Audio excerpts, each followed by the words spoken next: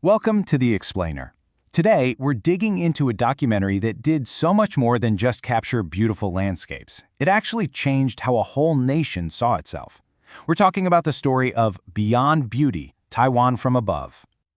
So, think about this for a second. How can one movie have that much power? Well, that question is really at the very heart of the 2013 documentary Beyond Beauty, Taiwan from Above. I mean, this thing was a huge box office hit, but its real impact went way, way deeper. It kicked off national debates and even pushed the government to act. So, what was its secret? How'd they pull it off? Today, we're going to break down the filmmaking magic that made it all work, and we're basing this on a really smart analysis by the scholar Lee Chai-hao. We're going to follow the film's own amazing structure, looking at a shared past, a pretty damaged present, and a very complicated future. All right, let's get right into it. The director, Chi Po-lin, he knew he couldn't just throw a bunch of pretty aerial shots together.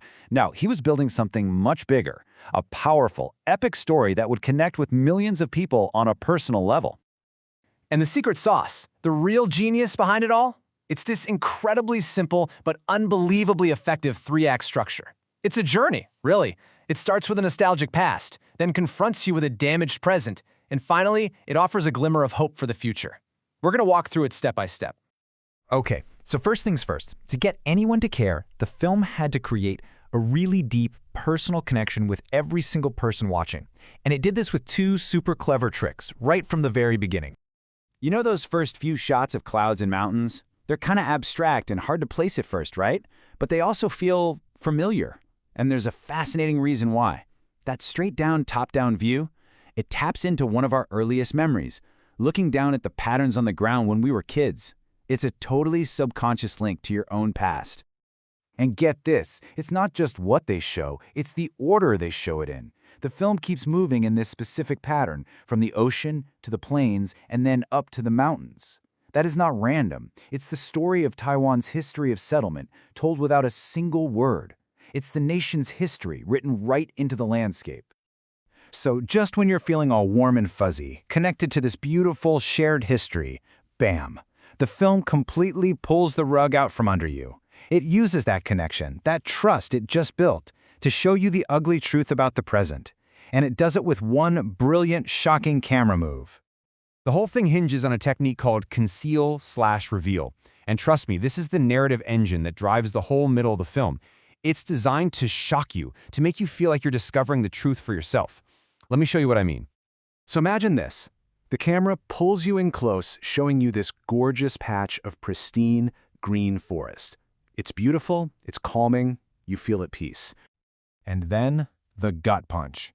The camera pulls back, and you realize that beautiful forest, it's just a tiny little island of green in a massive, ugly scar of a landslide. The awful truth was hiding in plain sight, just out of frame, and the reveal is absolutely devastating. And they don't just do this once. They use this technique over and over again. They show you rivers being poisoned by industrial waste, mountainsides being torn apart by mining, everything. You're not just a passive viewer anymore. You become a witness. You know, as humans, we're hardwired to look for meaning in everything we see, and the conceal/reveal method totally plays on that. It sets you up to expect beauty, and then it delivers a powerful, often heartbreaking truth. You don't just see the problem, you feel like you discovered it. So, okay, we've seen the beautiful past. We've been confronted with the wounded present. Where do we possibly go from here? The film makes one last crucial turn towards the future. And this is where the film starts building its case for hope. It's not just one thing, it's a bunch of ideas layered together. You see images of cultural traditions like religious festivals, then practical solutions like organic farming. It all builds and builds until you get this final, powerful image, a choir of children singing on Taiwan's highest mountain. It's pure, uncut hope.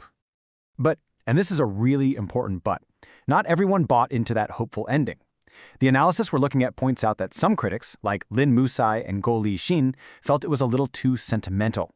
They used the term langqing, basically saying it was an emotional appeal that kind of let the big corporations and the political systems that caused the problems off the hook. So, whether you loved the ending or had problems with it, here's something you just can't argue with.